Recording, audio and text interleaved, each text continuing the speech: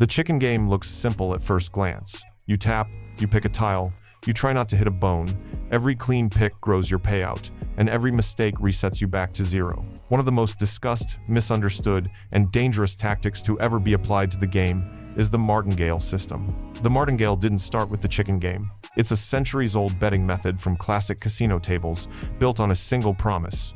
If you double your bet every time you lose, one eventual win will recover everything and leave you with a small profit.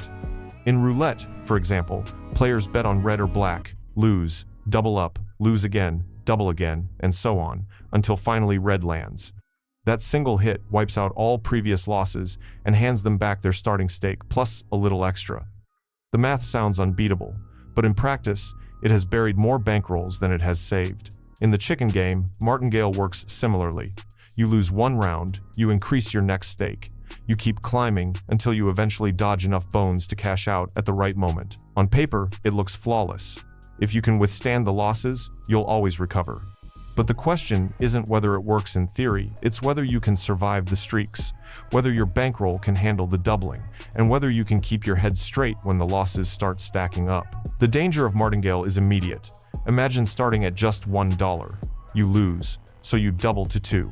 You lose again, you double to 4. Another loss, 8, then 16, then 32, then 64. In just 6 losses, that innocent $1 bet has ballooned to 64. And when you add up the total you've spent to get there, you're already down 127. Most players don't even realize how quickly that snowball grows until they're in it. By the 10th loss in a row, you're risking over $1,000 just to win back that original single dollar profit. Now, apply this pressure to the chicken game. Every click you make is a chance to survive or blow up your round. The payout grows the longer you stay in, but so does the risk. A martingale approach here means you're not just doubling after losses, you're doubling while trying to push further into the game, balancing the greed of higher multipliers against the fear of another reset. If you cash out too early, your martingale progression doesn't give you enough to cover the previous losses. If you hold on too long and hit a bone, you've just torched the doubled bet. It's a tightrope act, and most people slip. But does that mean martingale has no place here? Not exactly. The system itself isn't cursed. It's math. What destroys players is mismanagement, impatience, and the illusion that unlimited doubling is possible. In the chicken game, just like at a roulette table, the only way to apply martingale without going broke is to control it, set limits, and understand the bankroll requirements before you even start clicking. Let's break it down with a practical example. Suppose you're playing with a bankroll of $100. You decide to use a modest martingale approach, starting with $1 per round. You plan to double after every loss. On paper, your sequence looks like this: 1, 2, 4, 8, 16, 32. By the time you hit 6 consecutive losses, you've already bet $63 in total, more than half your bankroll. That means if you lose 6 in a row, your next bet 64 would be impossible. Your entire progression is capped, and the so-called guaranteed recovery collapses. Now let's stretch this out with a larger bankroll. Say you bring $1,000 to the table. Suddenly, your progression has much more breathing room. You can survive deeper losing streaks, ride out the double-ups, and give yourself a better shot at recovery. But even here, there's a hidden trap. The chicken game is not purely 50-50 like red or black in roulette. The odds shift depending on how many bones are hidden. If there are 25 tiles and 10 bones, that's 15 safe spots and 10 traps. Your chance of hitting safe isn't 50%, it's 60. Better than even, but not unbeatable. And here's the cruel truth. Losing streaks happen even when the odds are in your favor. Statistics will always bend long enough to test your patience. 10 safe picks in a row? Completely possible. 10 bone hits in a row? Just as possible. If you don't respect this reality, martingale will gut you, no matter how strong your bankroll is. So, how do you recover losses without going broke? First, you have to change the way you think about martingale. It's not a miracle system, it's a tool for structured recovery. Instead of chasing endlessly, you set clear limits. Decide up front, how many doubling steps can my bankroll handle? Where do I stop? If you can only survive 4 losses in a row, then your system ends there.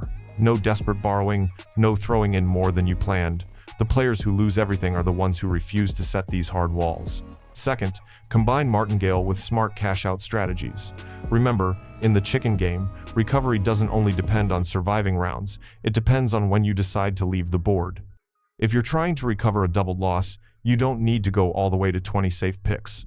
1 or 2 clean steps with an early cash out can already cover the previous hole. The key is to reset small, not swing for the jackpot every single time. That's how you stretch your bankroll long enough to actually recover instead of digging deeper. Let's run a recovery example.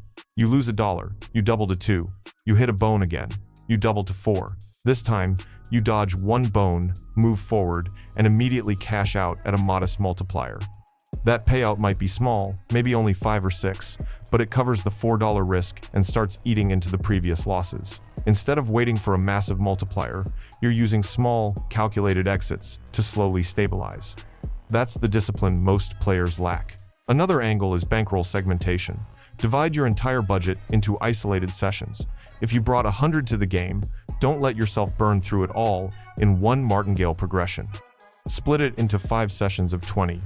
That way, if one progression explodes, you still have 4 more attempts in your pocket. It's controlled damage. You're recovering smarter, not harder. Psychology plays just as big a role as math here. Martingale feeds on human impatience. The moment you double, your heart rate spikes. You start thinking, I can't lose again, it's impossible. But probability doesn't care about your feelings. Every round is independent. Just because you've lost 5 times in a row doesn't mean the next round owes you a win. This gambler's fallacy is what destroys bankrolls. The only antidote is preparation, knowing how many doubles you can afford and refusing to exceed it. Some players experiment with modified martingale systems to soften the blow. Instead of doubling every loss, they increase gradually. Lose 1, bet 2, lose again, bet 3, then 5, then 7, then 10. This soft martingale stretches the recovery timeline, but avoids the terrifying exponential spike. The recovery is slower, but it requires far less bankroll.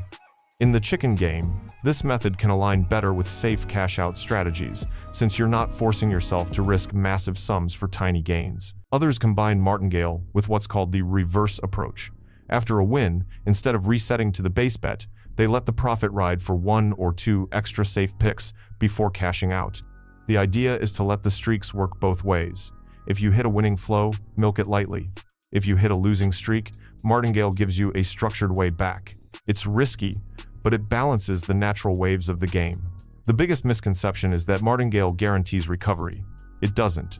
What it guarantees is a mathematical framework. Whether or not you survive that framework depends entirely on bankroll depth, risk tolerance, and discipline. The chicken game punishes greed and impatience, and martingale magnifies both. The only players who make it out alive are the ones who know when to stop doubling, when to cash out, and when to walk away for the day. Let's imagine 2 players side by side. The first sits down with $50, no plan, and starts martingale at $1. After 5 losses, they're out of ammo. Frustrated, they throw in another 50 to keep going, and another after that. Within an hour, their bankroll is gone. The second player arrives with the same 50, but splits it into 2 sessions of 25. They start at 1, double to 2, then 4, then 8, cash out quickly at the first safe pick. They recover a portion, reset, and carry on with controlled aggression. By the end of the night, they haven't won big, but they haven't lost big either. That's the difference discipline makes. The martingale and chicken game is a double-edged sword. It can either be a lifeline or a noose. The math is unforgiving, the growth is explosive, and the bones don't care about your strategy. But with bankroll segmentation, early cash-outs, and strict stop limits, it's possible to turn martingale from a bankroll killer into a survival tool. Recovering without going broke isn't about beating the system, it's about outlasting the variance with discipline. And that's the truth most players don't want to hear. There's no magic system that guarantees profits in the chicken game, martingale included. What exists is math, patience, and psychology. The ones who survive long enough to see profits are the ones who know how to combine all 3. They don't chase endlessly. They don't let the doubling spiral get out of control. They recover in small steps, protect their bankroll, and walk away when the numbers tell them to. Because in the end, the chicken game is about survival. Every pick is a decision between risk and restraint. Martingale can help you recover, but only if you respect its limits. Ignore them, and the bones will always win.